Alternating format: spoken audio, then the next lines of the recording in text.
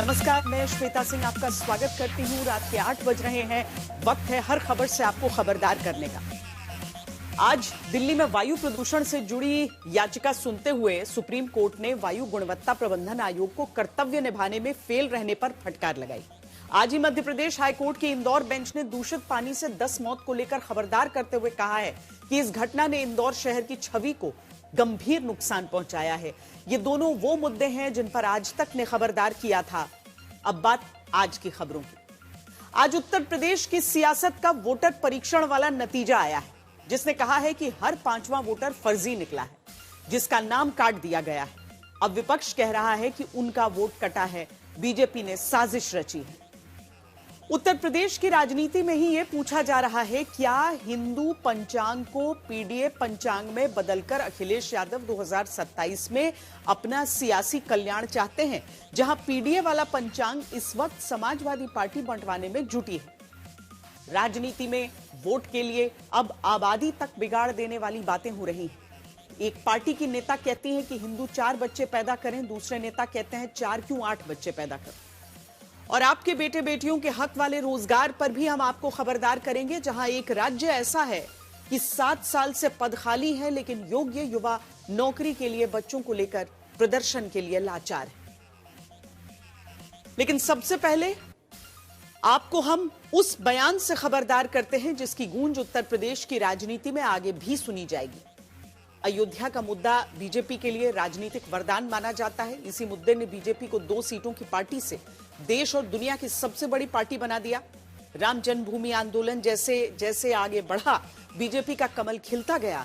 लेकिन 2024 में राम मंदिर निर्माण के बाद से उत्तर प्रदेश का एक शहर लगातार सुर्खियों में बना हुआ है। ये शहर है संभल। यहां से जुड़ा विवाद भी अयोध्या जैसा है। उत्तर प्रदेश के अयोध्या में भगवान राम का मंदिर बनाया गया। मुगल शासक बाबर ने जब विध्वंस वहां पर किया था, उसके बाद से लंबी लड़ाई चली, कानूनी लड़ाई भी बहुत लंबी चली। आखिरकार राम मंदिर बनने का रास्ता न्यायिक तौर पर 2019 में साफ हुआ। राम मंदिर आंदोलन ने बीजेपी की किस्मत बदल दी। विपक्ष का कहना है कि बीजेपी यूपी में संभल के रूप में नई अयोध्या तैयार कर रही है, जहां दावा है मंदिर तोड़कर शाही मस्जिद बनाई गई। हिंदू मंदिर तोड़े जाने के पीछे बाबर का हाथ बताया जाता है। यह मामला भी कोर्ट में चल रहा है। लगातार संभल में योगी सरकार कार्रवाई कर रही है। बीजेपी की संभल में दिलचस्पी को देखते हुए सबसे बड़ा सवाल है कि क्या 2027 के चुनाव में बीजेपी को इससे फायदा होगा? क्या 2027 में संभल चुनावी अयोध्या होगी?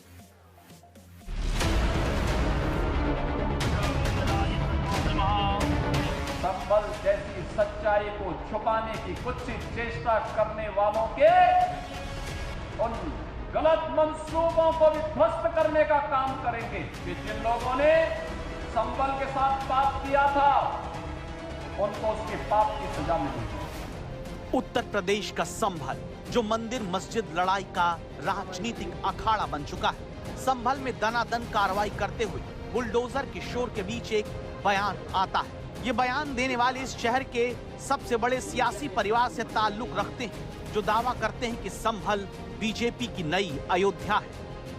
बीजेपी के पास अयोध्या जैसा कोई मसला नहीं है, लिहाजा मुझे अफसोस है कि संभल को अयोध्या बनाने की कोशिश की जा रही है। संभल को बीजेपी की नई अयोध्या बताने वाले ममलूकुर रहमान वर्क हैं, जो संभल और मुरादाबाद से सांसद रह चुके शफीकुर रहमान के बेटे हैं, जो संभल के मौजूदा सांसद जियाउर रहमान वर्क के पिता हैं और अक्सर अपने बयानों से विवादों में आते रहते हैं। हम इस देश के दुश्मन नहीं, हम इस देश में नौकर भी नहीं हैं, हम इस देश के मालिक हैं। सवाल है कि क्या संभल का मुस्लिम बाहुल्य होना उसे बीजेपी की राजनीति का नया केंद्र बना चुका है? लेकिन मुरादाबाद, रामपुर, बिजनौर, सहारनपुर, मुजफ्फरनगर, अमरोहा भी संभल की तरह मुस्लिम बाहुल्य है। तो फिर ममलूकुर रहमान वर्क की तरफ से संभल को ही बीजेपी की नई अयोध्या क्यों कहा जा रहा है? मुस्लिम समाज के लोगों को जो टारगेट कर करके काम किया जा रहा है इस प्रदेश और देश के अंदर, इससे ज्यादा बुरा हाल शायद आजादी के बाद में कभी नहीं हुआ होगा। आज एक इमाम को सिर्फ इसलिए गिरफ्तार कर लिया गया संभल के अंदर कि सिर्फ उन्होंने अजान लाउड स्पीकर से दे दी थी। अफसोस है कि आज हमारे साथ ऐसी ज्यादती हो रही है। हकीकत में तो आपको मुसलमानों से तकलीफ है, ओबीसी से तकलीफ है। 22 जनवरी 2024 को अयोध्या में राम मंदिर की प्राण प्रतिष्ठा के बाद राजनीतिक पंडितों के मन में एक सवाल आया कि जो राम मंदिर बीजेपी के लिए सियासी सीट वोट के लिए वरदान साबित हुआ, उसके बन जाने के बाद बीजेपी की नई सियासी दिशा क्या होगी? 22 जनवरी 2024 ये कैलेंडर पर लिखी एक तारीख नहीं, ये एक नए काल चक्र का उद्गम है। अयोध्या में जो इशारा प्रधानमंत्री नरेंद्र मोदी ने किया, उसे अगले ही महीने संभल में आकर और साफ कर दिया। साफ साफ संकेत दे दिए थे कि यूपी में बीजेपी संभल के इर्द गिर्द राजनीति करेगी। कि कल की पुराण में लिखा है, शंभले वस तस्तस्य सहस्त्र परिवत्सरा, यानी भगवान राम की तरह ही कल्कि का अवतार भी हजारों वर्षों की रूपरेखा तय करेगा। इसलिए भाइयों और बहनों, हम ये कह सकते हैं कि कल्कि काल चक्र के परिवर्तन के प्रणेता भी है और प्रेरणा स्रोत भी है। और शायद इसीलिए कल्कि धाम एक ऐसा स्थान होने जा रहा है जो उन भगवान को समर्पित है जिनको अभी अवतार होना बाकी है। तो 19 फरवरी 2024 को बीजेपी के संभल प्लान का पहली बार प्रधानमंत्री नरेंद्र मोदी ने संकेत दिया। करीब 9 महीने बाद 19 नवंबर 2024 को सुप्रीम कोर्ट के वकील हरिशंकर जैन ने संभल सिविल कोर्ट में याचिका दायर कर दावा किया कि संभल की जामा मस्जिद ही हरिहर मंदिर थी। 5 दिन बाद यानी 24 नवंबर को टीम सर्वे के लिए फिर जामा मस्जिद पहुंचती है। वहां कोर्ट के आदेश से होते सर्वे को लेकर विरोध होता है, हिंसा होने लगती है। 14 दिसंबर 2024 को संभल के मुस्लिम बहुल इलाके में बिजली चोरी को लेकर छापेमारी के दौरान बिजली विभाग और पुलिस की टीम को 46 साल से बंद पड़ा एक मंदिर मिलता है और इसके बाद उत्तर प्रदेश का ये शहर मस्जिद मंदिर विवाद का अखाड़ा बन जाता है। सवाल है कि क्या अयोध्या की तरह संभल भी अब उत्तर प्रदेश और देश का राजनीतिक रंग चढ़ाने उतारने की ताकत रख सकता है? अयोध्या, काशी, मथुरा के एजेंडे में संभल का जुड़ना क्या सियासत की नई शुरुआत है? 22 जनवरी से अब नए काल चक्र की शुरुआत हो चुकी है। प्रभु श्री राम ने जब शासन किया तो उसका प्रभाव हजारों वर्ष तक रहा। उसी तरह राम लला के विराजमान होने से अगले 1000 वर्षों तक भारत के लिए एक नई यात्रा का शुभारंभ हो रहा है। संभल में जिस तरह खुदाई में प्राचीन कूप और बावड़ी मिली, उसने संभल की तरफ सारे देश का ध्यान खींचा और इस दावे को ताकत दी कि संभल में हरिहर मंदिर को तोड़कर मस्जिद बनाई गई। मैं कहता हूं, तो बाबरनामा भी कहता है कि हरिहर मंदिर को तोड़ करके एक ढांचा खड़ा किया गया। हमारा पुराण भी इस बात को कहता है कि भगवान विष्णु, श्री हरि विष्णु का 10वां अवतार संभल में ही होगा, उसी संभल में होगा। आप लोग सच पे पर्दा डालने का प्रयास कर रहे हैं, लेकिन एक चीज नोट करना कि सूर्य को, चांद को और सत्य को बहुत देर तक छुपा कोई नहीं सकता है और सत्य जरूर सामने आएगा। संभल को लेकर योगी सरकार लगातार सक्रिय है। मथुरा, काशी की तरह संभल का भी विकास करने की योजना है। हालांकि अगर संभल का सियासी इतिहास देखें तो बीजेपी को यहां पर पहले कुछ खास कामयाबी नहीं मिली है। विधानसभा चुनाव को देखिए, इसमें बीजेपी की स्थिति ज्यादा अच्छी नहीं रही है। 2022 में संभल क्षेत्र की 5 विधानसभा सीटों में से बीजेपी को केवल 1 सीट पर जीत मिली थी, जबकि 4 पर समाजवादी पार्टी ने कब्जा किया था। चंदौसी सीट से जीतने वाली गुलाब देवी को योगी आदित्यनाथ ने अपनी सरकार में मंत्री बनाया। इस पूरे इलाके से इकलौती बीजेपी विधायक को मंत्री बनाकर उन्होंने संकेत दिए कि संभल उनके लिए राजनीतिक तौर पर भी कितना अहम है। संभल में शुरू हुए मंदिर मस्जिद विवाद का असर बीजेपी को सकारात्मक रूप में मिल सकता है। इस विवाद के बाद 9 विधानसभा सीटों के लिए हुए उपचुनाव में बीजेपी को नई ताकत मिली। बीजेपी ने मुस्लिम बहुल कुंदरकी सीट पर भी जीत हासिल की। कुंदरकी सीट संभल से लगती है और यहां उपचुनाव संभल में मस्जिद हिंसा के एक दिन बाद हुआ था, लेकिन सवाल 2027 को लेकर है। उत्तर प्रदेश की राजनीति पर कड़ी नजर रखने वालों का मानना रहा कि संभल का 2027 के चुनाव से सीधा रिश्ता है। उनके मुताबिक फिलहाल संभल में जो कुछ भी हो रहा है वो 2027 से पहले थमने वाला नहीं। साल 1978 के संभल दंगे का हवाला देकर उत्तर प्रदेश में राजनीतिक रस्साकशी पहले से होती आई है। जिस तरह पहले के चुनावों में कैराना मुद्दा बना, उसी तरह अब आने वाले चुनावों में बीजेपी संभल को लेकर मजबूत मुद्दा बनाती दिखती है। 1947 से लेकर के अब तक 209 हिंदुओं की निर्मम हत्या वहां हुई है संभल के अंदर, 209 हिंदुओं की। और एक भी बार किसी ने उन निर्दोष हिंदुओं के लिए कभी 2 शब्द नहीं कहे, उनके प्रति, उन परिवारों के प्रति संवेदना के शब्द नहीं कहे। संभल का सियासी इतिहास बताता है कि मुस्लिम बाहुल होने की वजह से यहाँ ज्यादातर मौकों पर समाजवादी पार्टी या बीएसपी को चुनावी जीत मिली है। समाजवादी पार्टी से मुलायम सिंह यादव, रामगोपाल यादव लंबे समय से संभल से ही चुनाव जीतते रहे। बीजेपी ने सिर्फ एक बार साल 2014 में लोकसभा की सीट जीती, लेकिन अगले चुनाव में समाजवादी पार्टी के शफीकुर रहमान बर्क ने चुनाव जीता। उनके निधन के बाद उनके पोते जियाउर रहमान ने सीट जीतकर परिवार का दबदबा कायम रखा और वो संभल से सबसे युवा सांसद के तौर पर लोकसभा के सदस्य बने। यदि संभल अयोध्या बन जाए या पूरा देश अयोध्या बन जाए, दुनिया अयोध्या बन जाए, तो इससे बड़ा और गर्व की क्या बात हो सकती है। अयोध्या तो भगवान श्री राम के मातृभूमि है, स्वर्ग भूमि है वो। और वो समाजवादी पार्टी के नेता वो भूल जाते हैं कि संभल में जो कुछ भी हो रहा है वो न्यायालय के निर्देश पे हो रहा है, न्यायालय की देखरेख में हो रहा है। तो समाजवादी पार्टी के लोग संभल में तरह तरह के आरोप लगा के कहीं न कहीं तुष्टीकरण की नीति को बढ़ावा दे रहे हैं। संभल में विवाद बढ़ने का सीधा फायदा बीजेपी को मिले, लेकिन सबसे बड़ी बात इसका असर सिर्फ संभल ही नहीं बल्कि आसपास के इलाकों में भी 2027 में देखने को मिल सकता है। संभल मामले पर क्या कहेंगे? जो बर्क के पिता हैं उन्होंने बयान दिया है कि अयोध्या बनाने की कोशिश। अयोध्या का भाव उनके मन में आया, अच्छी बात है। जहाँ अयोध्या होती है वहाँ प्रगति होती है, वहाँ रामराज्य होता है, वहाँ सुशासन होता है, वहाँ विकास होता है, अच्छी बात है।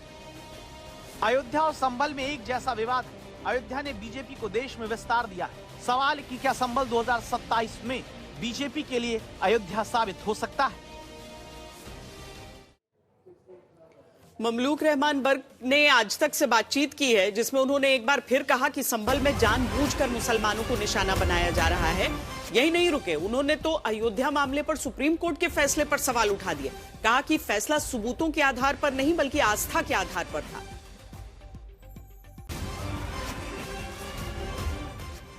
कि संभल को जो है वो अब बीजेपी के पास जो है वो अयोध्या का मुद्दा तो नहीं है, तो लिहाजा उसे कुछ ना कुछ मुद्दा चाहिए इलेक्शन के लिए। तो अब संभल को टारगेट किया जा रहा है और संभल को अयोध्या बनाने की कोशिश की जा रही है ना। देखिए मतलब ये है, अयोध्या में जो है मस्जिद को गैर कानूनी तौर से तोड़ा गया। कोर्ट नहीं, कोर्ट में मुकदमा चल रहा था, मुकदमे के दौरान ही उसे तोड़ दिया गया। कोर्ट ने फैसला भी नहीं सुनाया था, उसे ध्वस्त किया गया और ध्वस्त करने के बाद सुप्रीम निर्माण कार्य हुआ है तो कोर्ट की इजाजत से हुआ है ना। फिर वो बात की बात है, सुप्रीम कोर्ट में जब वो केस गया तो सुप्रीम कोर्ट ने भी ये तस्लीम किया कि यहाँ पर कोई मंदिर नहीं था और कोई सबूत नहीं है कि मंदिर तोड़कर मस्जिद बनाई गई हो, लेकिन आस्था की बुनियाद पर हम फैसला दे रहे हैं। संभल में लगातार अवैध कब्जे से लेकर बिजली चोरी पर कार्रवाई को लेकर धीरे धीरे मुस्लिम नेता ये कहकर वोट बटोरना चाहते हैं कि संभल में देखो मुसलमानों के खिलाफ एक्शन हो रहा है। इकलौते संभल से ये सियासी संदेश भी जा रहा है कि यहाँ मस्जिद मदरसे के नाम पर बड़ा अवैध कब्जा सरकारी जमीन पर होता रहा। दोनों तरफ से इन्हीं राजनीतिक नैरेटिव के बीच संभल में आज भी बुलडोजर वाली कार्रवाई हुई। सिर्फ मुसलमानों को टारगेट किया गया, चाहे वो बिजली के मामले में हो, चाहे वो मदरसे के मामले हो या मस्जिद का मामला हो। योगी सरकार पर विपक्ष का आरोप है कि वो जानबूझकर संभल में बिजली चोरी की कार्रवाई के बहाने मुस्लिमों को परेशान कर रहे हैं। लेकिन यह भी सच है कि संभल में पिछले साल बिजली चोरी के खिलाफ कार्रवाई से ही संभल मामले को तूल मिला। बिजली विभाग को मुस्लिम बाहुल इलाके में 46 साल पुराना मंदिर बंद मिला। मंदिर के अंदर हनुमान जी की प्रतिमा, शिवलिंग और नंदी स्थापित मिली, जिसके बाद यहाँ पूजा पाठ शुरू हुआ, राजनीति तेज हुई। सोमवार को भी संभल में बिजली चोरी के खिलाफ कार्रवाई हुई। इसके बाद संभल में कटियाबाजी का सच बाहर आया। जगह जगह बिजली चोरी होती हुई मिली। संभल में बिजली विभाग ने पिछले 1 साल में बिजली चोरी रोककर सरकार को 181 करोड़ रुपए का फायदा पहुंचाया।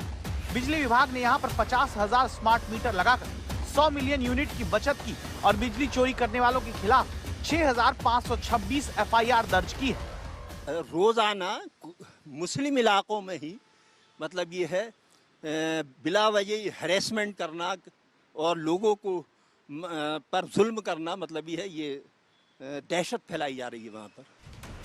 संभल में बिजली चोरी रोकने के अलावा सरकारी जमीनों पर अवैध कब्जा भी हटाया जा रहा है। पिछले 3 दिन से संभल प्रशासन का बुलडोजर दौड़ रहा है।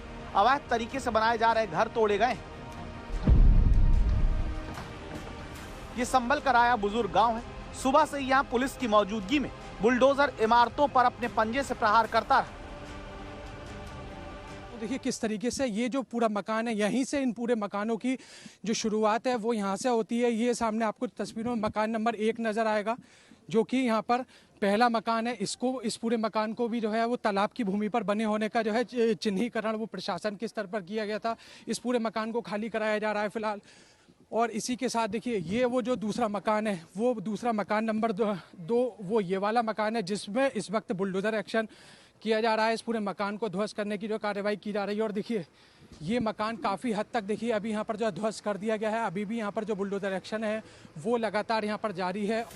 रविवार को इसी राया बुजुर्ग गांव में गौसुलबोरा मस्जिद पर बुलडोजर एक्शन हुआ था। उसके 2 दिन बाद ही अब इस इलाके में फिर बुलडोजर चलता है और एक्शन शुरू होता है। इलाके में मंगलवार को 3 मकानों पर बुलडोजर की कार्रवाई हुई। ये तीनों इमारतें गौसुलबोरा मस्जिद के मुतवली की हैं, यानी मस्जिद का प्रबंधन संभालने वाले की। आरोप है कि राया बुजुर्ग गांव में अवैध तरीके से 1.5 बीघे में सरकारी तालाब की जमीन पर ये मकान बनवाए गए थे। लेकिन बुलडोजर एक्शन से डरकर यहाँ रहने वाले खुद ही सामान हटाते हुए दिखे। इस दौरान इंच टेप से जमीन की नापतौल करते रहे। 5 नवंबर 2022 को लेखपाल ने तालाब की जमीन पर 3 भाइयों के अवैध कब्जे को लेकर रिपोर्ट दी थी। उसी रिपोर्ट के आधार पर 4 फरवरी 2025 को तहसीलदार की तरफ से जमीन खाली कराने का आदेश जारी किया गया। 1 जनवरी 2026 तक तालाब की भूमि को खाली करने का आदेश था, लेकिन जब कब्जा नहीं छोड़ा गया तो प्रशासन ने बुलडोजर एक्शन का फैसला लिया। ये गाटा संख्या 682 है, 880 वर्ग मीटर जो तालाब की लैंड है। इस तालाब की लैंड पर 3 लोगों ने अपने मकान बना रखे हैं। वर्ष 2025 फरवरी 2025 में इनके विरुद्ध धारा 67 की कार्रवाई हुई थी, जो तत्कालीन तहसीलदार के द्वारा बेदखली का आदेश पारित किया गया। परंतु इन लोगों ने अपना कब्जा नहीं हटाया और उक्त आदेश के विरुद्ध अपीलेट कोर्ट में अपील दाखिल की और वहां से इनकी अपील भी निरस्त हो गई। और जैसा कि आप देख रहे हैं, इन लोगों के द्वारा अपना कब्जा खुद हटाया जा रहा है। संभल में बुलडोजर चलने से पहले एक बार फिर कब्जा करने वाले खुद ही अपने अवैध निर्माण पर हथौड़ा चलाते दिखे। ये वो मकान नंबर 1 जो कि इस वक्त आपको जो तालाब की भूमि पर जो है बना हुआ जो नज़र आएगा। और इसी के साथ ठीक मैं आपको जो दूसरी तस्वीर आपको जो दिखाऊंगा, क्योंकि 3 मकान यहाँ पर इस पूरे गांव में जो है बने हुए हैं। और देखिए ये वो मकान नंबर 2 है जो कि यहाँ पर तालाब की भूमि पर बना हुआ है और इस पर भी प्रशासन बुलडोजर एक्शन के लिए यहाँ पहुँचा है। और देखिए यहाँ आप देखेंगे तो देखिए ये वो पूरा मकान आपको जो है बना हुआ नज़र आएगा। देखिए अंदर अभी जो है यहाँ पर आप जो है देखेंगे तो फिलहाल बुलडोजर एक्शन इस पूरे मकान पर जो है यहाँ पर जो है किया जाना है। और उससे पहले ही जो है अब मकान मालिकों ने जो खुद इस पूरे मकान को यहाँ पर जो तोड़ना शुरू किया है। और यहाँ आप देखेंगे तो देखिए किस तरीके से जो मकान तोड़ने के लिए जो पूरी कार्रवाई है वो इस गाँव के खुद लोगों के द्वारा की जा रही है। मुद्दा अयोध्या हो या संभल, मुद्दे पर सफलता असफलता तो मतदाता तय करते हैं। उसी वोटर से जुड़ी आज की सबसे बड़ी खबर उत्तर प्रदेश से आई है। आज SIR के बाद वोटर ड्राफ्ट लिस्ट जारी हो गई है। इसके बाद सवाल उठ रहा है कि क्या जो आशंका मुख्यमंत्री योगी आदित्यनाथ ने जताई है बीजेपी के वोटर को लेकर क्या वो सही हो गई है, या फिर जो सवाल आशंका अखिलेश यादव एसआईआर को लेकर उठाते रहे क्या वो सही है? इसीलिए पहले 5 बड़ी खबर यूपी की ड्राफ्ट वोटर लिस्ट की जान लीजिए। उत्तर प्रदेश में 2,98,00,000 वोटर के नाम कट गए हैं।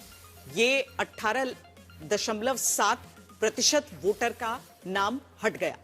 सबसे ज्यादा 2,17,00,000 वोटर का नाम इसीलिए हटा क्योंकि वो कहीं और शिफ्ट हो चुके हैं। शहरी सीट पर सबसे ज्यादा वोटरों के नाम कटे हैं। लखनऊ में सबसे अधिक 12 लाख, जबकि ललितपुर में सबसे कम 95,000 लोगों के नाम कटे। अब तक देश में जितने राज्यों में एसआईआर हुआ है उनमें सबसे ज्यादा नाम उत्तर प्रदेश में ही कटे हैं। अब सवाल है कि जिस यूपी में 2024 में समाजवादी पार्टी से 68 लाख ज्यादा वोट बीजेपी पाई थी, वहां अब 2,89,00,000 वोटर का नाम कट जाने से किस पर असर पड़ेगा?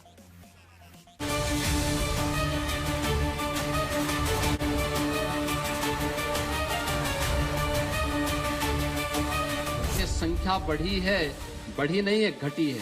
15,44,00,000 से घट करके ये हो गई है 12 करोड़। 3 करोड़ वोट, तो ये कितना बड़ा चैलेंज है।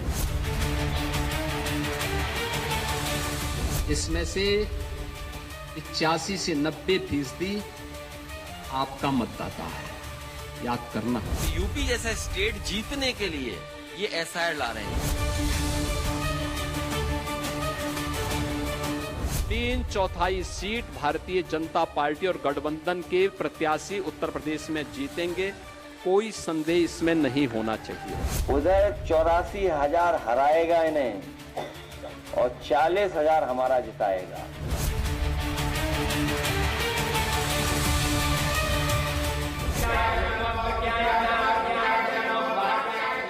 2027 की सत्ता साधना किसकी पूरी होगी? क्या तीसरी बार लगातार मुख्यमंत्री उत्तर प्रदेश में बनकर इतिहास योगी आदित्यनाथ रचेंगे,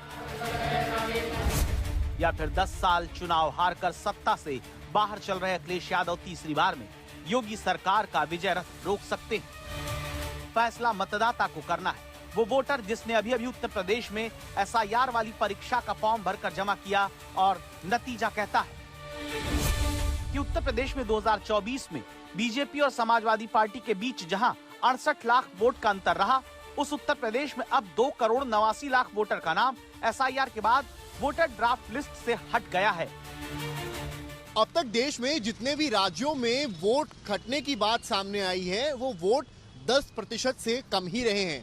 पौंडीचेरी जैसा छोटा राज्य एक अपवाद है, लेकिन उत्तर प्रदेश में 18% से ज्यादा वोट कटना राजनीतिक रूप में एक बड़ा विषय है। जब 27 का चुनाव दरवाजा खटखटा रहा है। पिछले चुनाव में तो 50 सीटें ऐसी थी जिनमें अंतर 5,000 से भी कम था। तो ऐसे में इस बार के आंकड़े के अनुसार तो 70,000 वोटर तो पर सीट के हिसाब से सीधे तौर पर कम होता दिख रहा है। उत्तर प्रदेश में अगर 2,89,00,000 वोटर का नाम कटा है तो ये लोग कौन हैं? इसका भी पूरा हिसाब पहले सुनिए। मृतक मतदाता 46.23 लाख, स्थानांतरित मतदाता जो अपने निवास स्थान से कहीं और शिफ्ट कर गए, वो घर छोड़ दिया जहां उन्होंने वोटर लिस्ट में जब अपना नाम दर्ज कराया था, जिस घर में थे, स्थायी रूप से स्थानांतरित हो गए, या वो लापता या अनुपस्थित रहे या उनको फील्ड में बीएलओ को मिले नहीं, ऐसे 2.17 करोड़ मतदाता हैं। और तीसरी श्रेणी है जो मतदाता सूची में एक से अधिक स्थानों पर पंजीकृत पाए गए, ऐसे 25.47 लाख। सो कुल मिलाकर जो अनकलेक्टेबल था, जिनका नाम ड्राफ्ट वोटर लिस्ट में नहीं आया, वो 2.89 करोड़। जो वोटर कहीं शिफ्ट कर गए, इसी 2,17,00,000 वोटर की संख्या को लेकर सबसे ज्यादा चिंता राजनेताओं के बीच दिखने लगी है। जो ये 2.89 करोड़ 89 करोड़ लोग जो कटे हैं नाम, इसमें निश्चित तौर से ये जांच का विषय है, इसको जांच करानी चाहिए। और इसमें जो 1,13,00,000 फॉर्म जो बांटे गए थे वो वापस नहीं आए, मुझे लगता है कि ये एक बहुत गहरी साजिश है या बड़ी बात है। इस पर जांच करानी चाहिए और इस पर कार्रवाई होनी चाहिए। जो नाम काटे गए हैं उसके अलावा कोई भी नाम जोड़ा नहीं गया है। इलेक्शन कमीशन का काम है कि हर मतदाता का नाम लिस्ट में हो, लेकिन बड़े पैमाने पर वोटर लिस्ट से लोगों के नाम काट दिए गए हैं। जो चिंता कांग्रेस पार्टी ने व्यक्त की थी, आशंका जताई थी, वो सच साबित हुई। राहुल गांधी ने कहा था एसआईआर के नाम पे लोकतंत्र को कमजोर किया जा रहा है। विपक्ष आक्रामक होकर कह रहा है कि बीजेपी ने चुनाव आयोग के साथ मिलकर साजिश रचकर वोट काटे हैं। समाजवादी पार्टी के अध्यक्ष अखिलेश यादव ने यह तक लिखा है कि इससे पहले कि मतदाताओं का रोष आक्रोश बनकर आंदोलन का रूप ले ले, चुनाव आयोग मैनपुरी में एसआईआर से कटे वैध नामों के लिए संज्ञान लेकर मतदाता सूची दुरुस्त कराए। 3 करोड़ वोट अगर कट जाएंगे और बीजेपी इलेक्शन कमीशन मिलकर के ये साजिश कर रहे हैं कि जहां जहां बीजेपी हारी है वहां पर वोट ज्यादा काट दें, तो ये तो साजिश है। लोकतंत्र में, डेमोक्रेसी में साजिश है। विपक्ष को लगता है कि वोटर लिस्ट रिवीजन से फायदा केवल योगी सरकार का है, बीजेपी का है, जबकि खुद मुख्यमंत्री पहले से ये चिंता जताते आए हैं। जब योगी आदित्यनाथ ने कहा था कि मिसिंग 4 करोड़ वोटर में से 80% से ज्यादा बीजेपी के ही हो सकते हैं। ये संख्या बढ़नी चाहिए 15 करोड़ 44 लाख से 16 करोड़ तक, लेकिन ये संख्या बढ़ी नहीं है, घटी है। 15 करोड़ 44 लाख से घट करके ये हो गई है 12 करोड़। ये जो 4 करोड़ का गैप है, ये मिसिंग है, ये आपका विरोधी नहीं है। इसमें से 85 से 90% आपका मतदाता है, याद करना है। उत्तर प्रदेश के 5 बड़े धार्मिक शहरों में कितने वोटरों का नाम हट गया है, ये हम आपको अब दिखाते हैं। 2024 लोकसभा चुनाव में फैजाबाद में हार के चलते अयोध्या सीट सबसे ज्यादा चर्चा में रही थी। अयोध्या में 19,07,800 वोटर थे, अब यहां 15,70,258 वोटर हैं। यहां करीब 17.69% वोटर कम हो गए। विधानसभा चुनाव 2022 में यहां 3 सीटों पर कमल खिला था, जबकि 2 सीटों पर समाजवादी पार्टी ने जीत दर्ज की थी। हालांकि उपचुनाव में समाजवादी पार्टी जहां 1 सीट हार चुकी है, वहीं उसके दूसरे विधायक बागी होकर बीजेपी का दामन थाम चुके हैं। वाराणसी में 31,53,705 वोटर थे, अब यहां 25,80,500 वोटर हैं, यानी करीब 18.18% वोट कटे हैं। पीएम मोदी के संसदीय क्षेत्र वाराणसी में सभी 8 सीटों पर एनडीए को जीत मिली थी। मथुरा में 19,47,368 वोटर थे, यहां 15,73,574 वोटर हैं। प्रतिशत की बात की जाए तो 19.2% वोट कटे हैं। पिछले विधानसभा चुनाव में यहां सभी 5 सीटों पर कमल खिला था। गोरखपुर में 36,66,533 वोटर थे, अब 30,20,908 वोटर बचे हैं, यानी करीब 17.61% वोट कम हुए हैं। 2022 के चुनाव में बीजेपी ने यहां क्लीन स्वीप किया था। गोरखपुर शहर सीट से तो मुख्यमंत्री खुद जीते थे। प्रयागराज में 46,92,860 वोटर थे, यहां अब 35,36,554 वोटर बचे हैं, यानी करीब 24.64% वोटर घटे हैं। पिछले विधानसभा चुनाव में यहां की 12 सीटों में से एनडीए ने 8 पर जीत दर्ज की थी। 4 सीटें अखिलेश यादव की पार्टी के खाते में गई थी। जितने बड़े शहर उतनी बड़ी बीजेपी की चिंता, क्योंकि मुख्यमंत्री तक पिछले ही महीने कह चुके हैं कि जितने वोटर जुड़ने चाहिए थे उतने जुड़े नहीं, और जो नहीं जुड़ पाए उनमें 80% तक अपने। और इसीलिए चिंता ज्यादा, क्योंकि शहरों में जहां बीजेपी की स्ट्राइक रेट ज्यादा होती है, वहीं पर इस बार ज्यादा वोटर का नाम कटा है। लखनऊ में 12 लाख वोटर घटा तो किसका वोट कम हुआ? गाजियाबाद में 8 लाख वोटर का नाम कटा तो किस पार्टी का नुकसान तय हुआ? कानपुर में करीब 9 लाख वोटर का नाम कटने से किसका वोट घटने जा रहा है? प्रयागराज में 11 लाख वोटर का नाम घटा तो किसके लिए झटका है? गौतम बुद्ध नगर में 4 लाख वोटर का नाम कटने से किसकी सीट घटने जा रही है?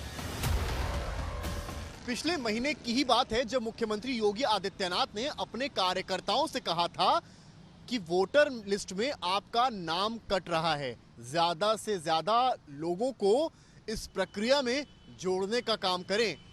अब जब राजधानी लखनऊ में ही 30% वोट कट गया है, यानी कि हर 10 वोटर में 3 वोटर सीधा सीधा कम हो गया है, तो सियासी हलचल तो बढ़नी लाजमी है।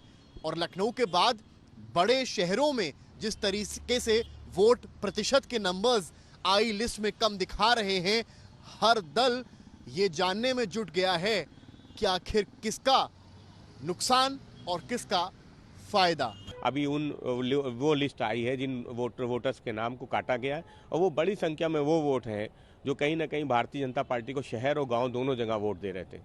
तमाम ऐसे आसपास जो कस्बे हैं जहाँ नगर पालिका हैं, महापालिका हैं, टाउन एरियाज हैं, वहाँ गांव के लोग भी मकान बना लिए। गांव में भी आज वोट है उनका, शहर में भी वोट उनके मकान बन गए तो बनवा लिए। डबल वोट हो गया, कहीं 3-3 जगह वोट हो गया है, अब एक जगह पे बच रहा है। तो कुछ लोग शहर से गांव में अपना वोट बनवाना पसंद कर रहे हैं। तो मैं देख रहा हूँ जब मैनपुरी है तो वहाँ के शहर में जो वोट से वो अपने गाँव में जाना पसंद कर रहे हैं, प्राथमिकता गाँव को दे रहे हैं। चूँकि वहाँ 5 वोट डालने को से मिलते हैं, गाँव सभा का वोट, जिला पंचायत का वोट, बीडी क्षेत्र पंचायत का वोट, MLA का वोट, MP का वोट, तो प्रायोरिटी वहां दे रहे हैं। तो इस तरह शहर काफी प्रभावित हो रहे हैं। शहर के वोटर को लेकर बीजेपी पहले से चिंतित इसलिए रही है क्योंकि 2007 में जब BSP की सरकार थी तब भी 12 में से 8 मेयर बीजेपी के बने थे। 2012 में जब अखिलेश यादव की सरकार थी तब भी 12 नगर निगम 10 पर मेयर बीजेपी के बने। 2017 में बीजेपी की सरकार के दौरान 16 में से 14 मेयर बीजेपी के जीते। 2023 में बीजेपी राज में ही 17 शहरों में 17 मेयर बीजेपी के बन गए। ये रिकॉर्ड कहता है कि शहर का वोटर बीजेपी को कितना बढ़ चढ़ कर वोट देता है। अब एक दूसरा आंकड़ा भी देख लीजिए। 2024 के लोकसभा चुनाव में नगर निगम वाले इलाके की 17 में 12 सीटें बीजेपी जीती, 71% स्ट्राइक रेट रहा, जबकि पूरे यूपी की 80 में से 36 सीट एनडीए जीती, यानी स्ट्राइक रेट 45%। मतलब है कि शहर में बीजेपी का स्ट्राइक रेट विपक्ष के खिलाफ धुआंधार होता है। ऐसे में अब शहरों में जो ज्यादा नाम कटे हैं, इसका गुणागणित करने में बीजेपी सबसे ज्यादा जुटने वाली है और 6 फरवरी तक सब वोटर लिस्ट देखकर नाम जोड़ने की प्रक्रिया में लगे रहने वाले हैं। क्या मुस्लिम बाहुल्य जगहों पर वोटर का नाम मतदाता सूची से ज्यादा कटा है? कटा है तो किसका वोट घटा है? मुरादाबाद में 6 विधानसभा सीटों में बीजेपी केवल 1 जीत पाई थी। यहां 3,87,628 वोटर कम हुए हैं। सहारनपुर में 7 सीटों में बीजेपी 5 पर जीती थी। यहां 4,32,539 वोटर अब SIR के बाद कम हो गए हैं। मुजफ्फरनगर में 6 सीटों में बीजेपी को 2 पर जीत मिली थी। यहां 3,44,222 वोटर का नाम कट गया है। रामपुर की 5 सीटों में 3 समाजवादी पार्टी तो 2 एनडीए गठबंधन के खाते में थी। यहां 3,21,572 मतदाता का नाम हट गया है और संभल में 3,18,615 वोटर कम हुए हैं। अब 2027 तय करेगा कि जो नाम हटे हैं इसका फायदा किसे मिलेगा। पंचांग, जिसका सनातन हिंदू धर्म में बड़ा महत्व रहता है। पंचांग जिसे अपने घर में रखकर हिंदू नागरिक व्रत, त्योहार, नक्षत्र, काल सब पता करते हैं, उसी पंचांग पर अब उत्तर प्रदेश में 2027 का सियासी कल्याण खोजा जा रहा है, क्योंकि अखिलेश यादव ने नए साल पर समाजवादी PDA पंचांग जारी किया है और इसे अब घर घर बांटने की योजना है।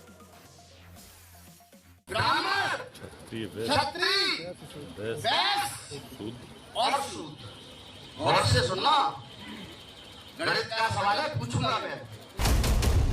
हिंदू धर्म के 4 वर्ण को गणित का सवाल बताकर शुरू करने वाले इन नेताजी ने उत्तर प्रदेश में 2027 से पहले चुनावी गुणाभाग हिला दिया।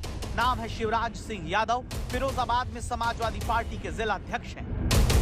कहते हैं कि ये यादव हैं, इंसान हैं, हिंदू नहीं हैं।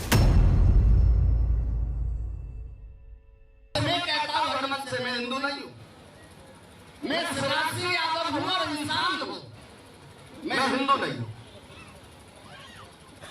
क्योंकि जो धर्म किसी इंसान को कुत्ते से नीचा कर दे, मैं उस धर्म को कदापि नहीं मानता, कभी नहीं मानता।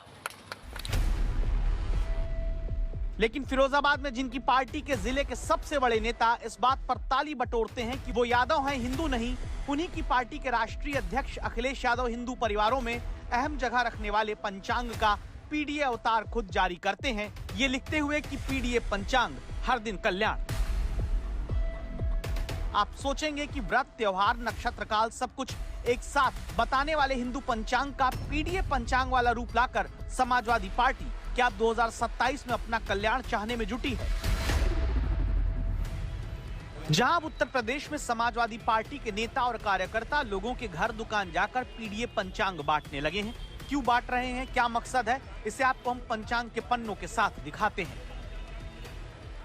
हाथ में समाजवादी पीडीए पंचांग लेकर जो नेता चल रहे हैं, इसी से 2027 का सियासी कैलेंडर समाजवादी पार्टी अपने हक में बदलना चाहती है। जैसे जनवरी के पन्ने पर देखिए, गुरु गोविंद सिंह जयंती का जिक्र है, स्वामी विवेकानंद की जयंती का जिक्र है, 26 जनवरी को गणतंत्र दिवस का जिक्र है, लेकिन ये सब तो बाकी पंचांग और कैलेंडर में भी होता है।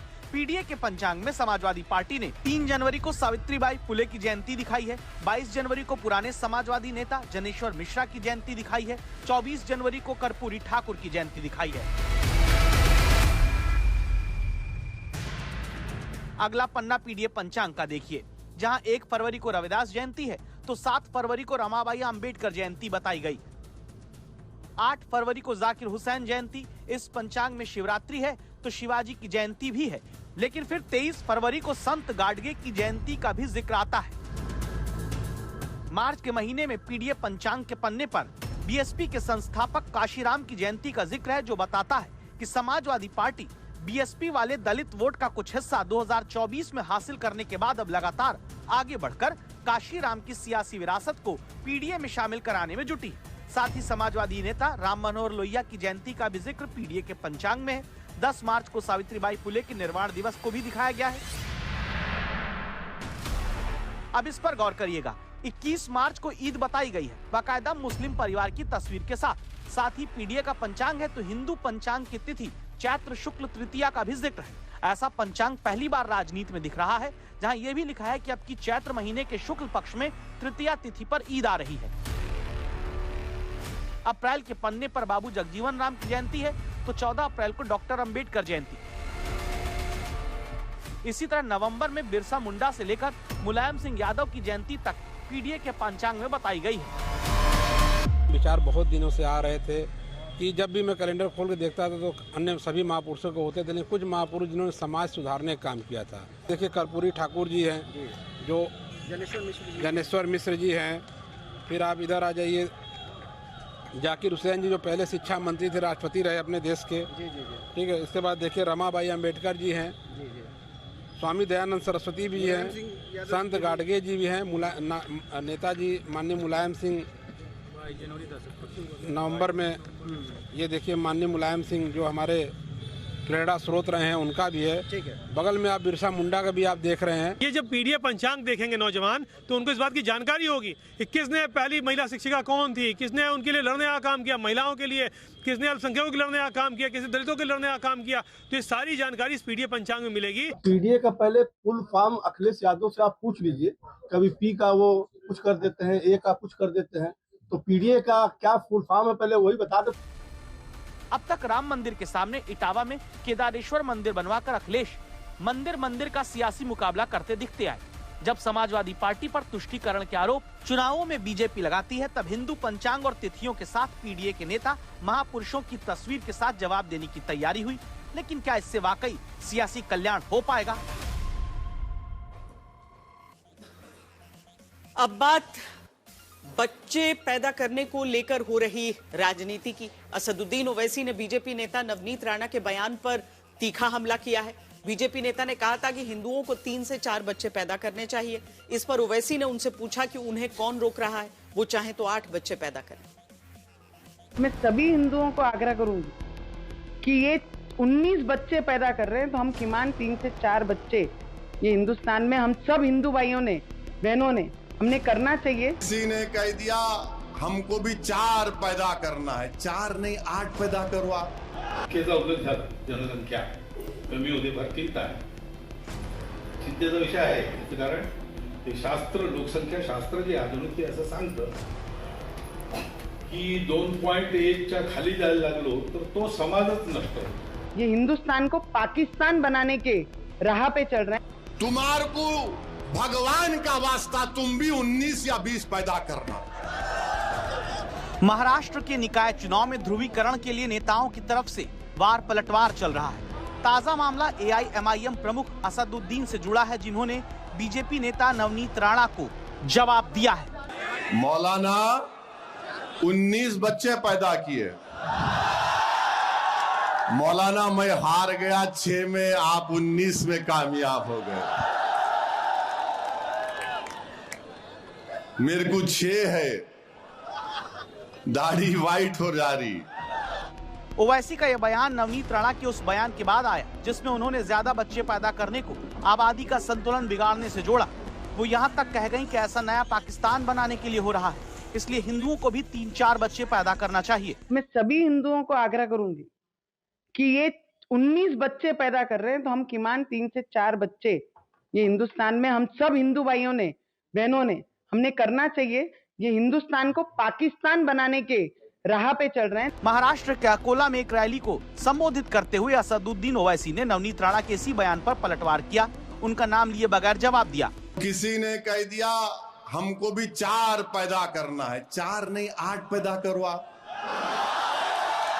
कौन रोक रहा आपको? करो, पैदा करो. अरे खुद मोहन भागवत बोल रहे बच्चे पैदा करो. चंद्रबाबू नायडू मोदी के साथ है, बच्चे पैदा करो. अब पैदा कहीं को नहीं कर रहे, करो ना, पैदा करो. 19 पैदा करे तुम, 4 नहीं तुम भी 20 पैदा करना. तुम्हारे को भगवान का वास्ता तुम भी 19 या 20 पैदा करना. और अब आपके हक की नौकरी के लिए खबरदार करने वाली आज तक की मुहिम, जहां आज खबर छत्तीसगढ़ से है. रायपुर में बच्चों के साथ प्रदर्शन के लिए वो योग्य युवा लाचार हो गए जिनकी नौकरी 7 साल से 2-2 पार्टी के राज में लटकी रह गई है. कोई गोद में बच्चा लेकर प्रदर्शन के लिए लाचार है, कोई सड़क पर अपने बच्चे को साथ लेकर धरना देने को मजबूर.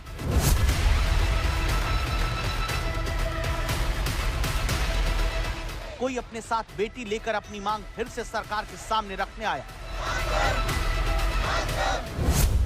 बच्चे को नजर न लगे इसलिए माएं काजल लगाती हैं, लेकिन उन्हीं बच्चों को लेकर प्रदर्शन करते माता पिता जानना चाहते हैं कि उनके हक की नौकरी पर जो नजर लगी वो कैसे हटेगी.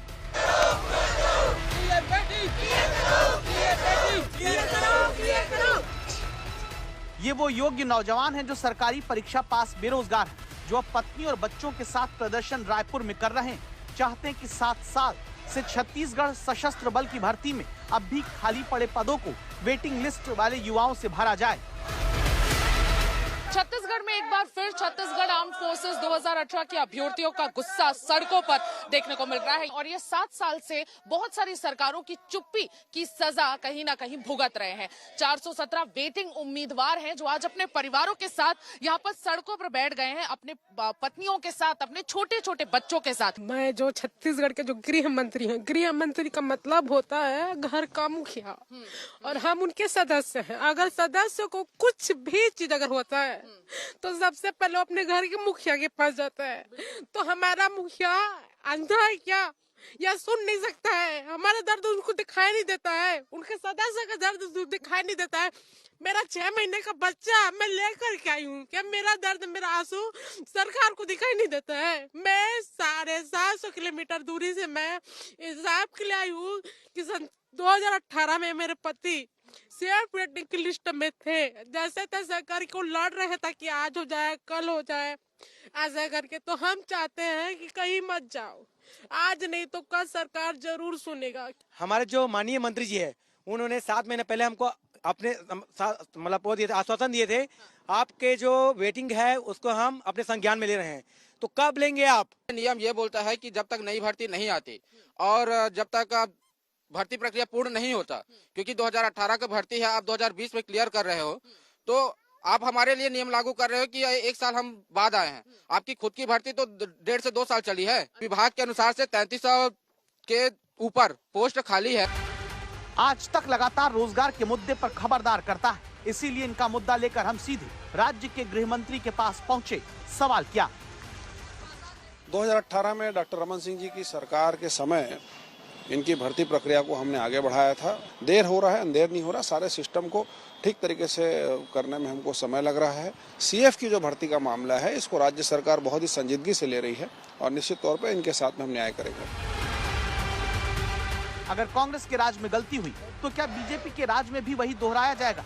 जब पद खाली पड़े हैं तो फिर भरा क्यों नहीं जाता, जबकि चयनित लोग 7 साल से अपनी बारी का इंतजार कर रहे हैं?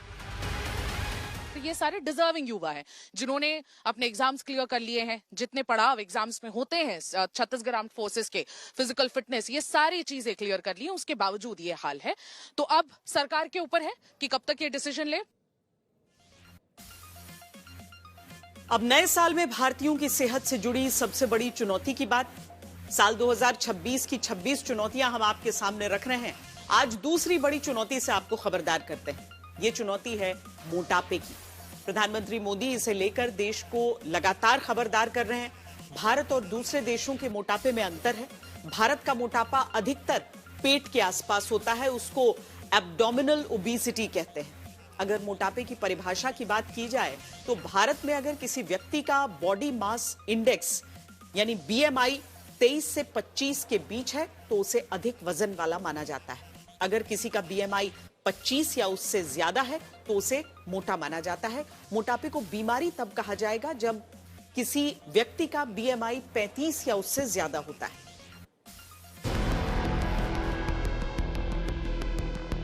विश्व स्वास्थ्य दिवस पर प्रधानमंत्री देश को मोटापे से खबरदार करते हैं।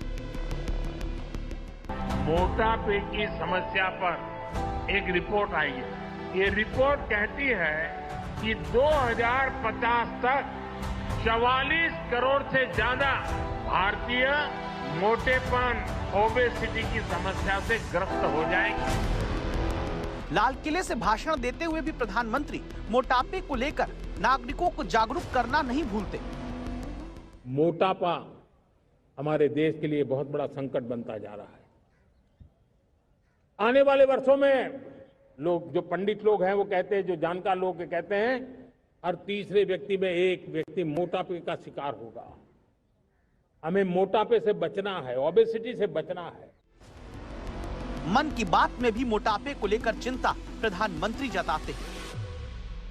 फिट और हेल्दी नेशन बनने के लिए हमें ओबेसिटी की समस्या से निपटना ही होगा। एक स्टडी के मुताबिक आज हर 8 में से 1 व्यक्ति ओबेसिटी की समस्या से परेशान है।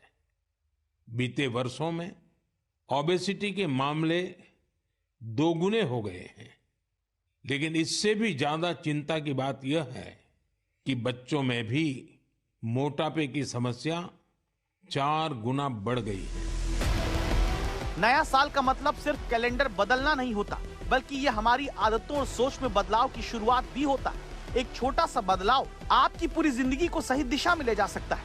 2026 नए साल पर देश के सामने कई चुनौतियां हैं, लेकिन इस साल मोटापा एक बड़ी चुनौती बनकर देश के सामने खड़ा है, जिसका जिक्र लगातार प्रधानमंत्री की तरफ से किया जाता रहा है। आखिर में बात यूपी में परिवार के बीच संपत्ति दान को लेकर फैसले की, जहां अब केवल 5,000 रुपए का स्टैंप शुल्क देना होगा। शहरी और ग्रामीण सभी कमर्शियल प्रॉपर्टी पर राहत मिलेगी।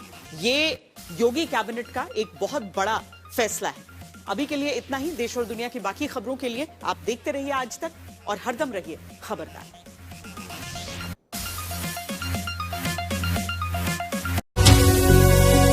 ये है टीवी टुडे नेटवर्क और आप देख रहे हैं आज तक सबसे तेज